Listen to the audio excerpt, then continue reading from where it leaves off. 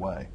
Well, Paige Copeland, I know this has been difficult for you, obviously, but again, your sister has exhibited such grace. I was so touched by the fact that when she woke up or came to, first thing she was worried about was her thesis, because she's a graduate student, as well as her job. Tell us about this game you play. I understand she's on a ventilator, so she can't speak. Correct me if I'm wrong, but you play some kind of game that nurses have described as almost like a game show type game to communicate. Tell us about that. It is, and you know, we'll go in there and we'll talk to her a little bit. We'll ask her some questions, and when she starts to speak, you know, with the tube down her throat, it's hard for her to close her mouth and really enunciate some of the sounds that we're so, you know, find so easy. So in the beginning, you know, we can kind of get an I or that in the beginning. So then we'll ask her from there, are you saying a statement? And if she doesn't nod, we'll say, are you asking a question? And she'll say, yeah, I'm asking a question. And so we'll go from there. Okay, first word is I, and then we'll go to the second word. And if we understand that, we'll keep going until it's the third word. If we don't understand the third word, then we'll ask her if it's a vowel or a consonant. Huh. And she'll nod if it's a vowel, nod if it's a consonant. And then we'll just spell it out until we finally figure it out. I know it's kind of frustrating for her, but I know she wants to get her point across. So, wow. So that's the It's a fun game for all of us.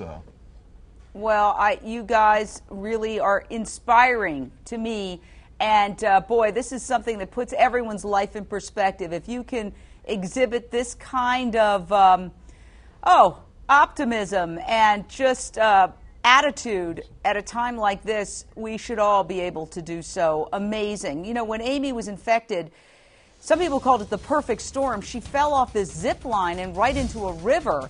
The bacteria is very common in this brackish water, like water in lakes, freshwater lakes, rivers, and especially in warmer climates. So my understanding is she wasn't infected. She would have been fine if she wasn't injured. She didn't have this cut. But because she had this deep and open wound, the bacteria was able to get in there in the tissues. So, Andy, tell us about that, because my understanding is she fell into the river, she cut her leg, she got 22 staples to close the wound. And then it was about 3 days later that you all started to realize, wait, this is a lot bigger than just a cut. Tell us about that. Well, I can't really tell a whole lot about the accident, Jane, because I wasn't there. I'm not sure if she fell into the river or if she actually fell onto the ground. I don't know, and I don't. As far as I know, Amy told us she fell. She didn't tell us where she fell. We don't know any really more details than that. I did talk to Amy about it. I know that she did get some staples to her leg, that she was sent home, that she developed.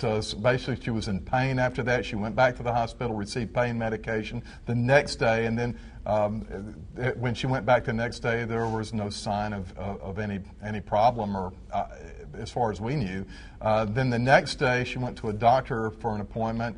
But, you know, all these details are very vague, and Jane, I've actually chosen not to focus on them because to us there's a lot of negative energy around it. We've chosen instead to focus on the positive conditions of Amy's recovery and of trying to coordinate blood drives out in the community to get people out to give blood, because the one thing that this injury does is patients eat through a lot of blood, and Amy has actually taken 177 units of blood products since she's been here at Doctors Hospital in Augusta.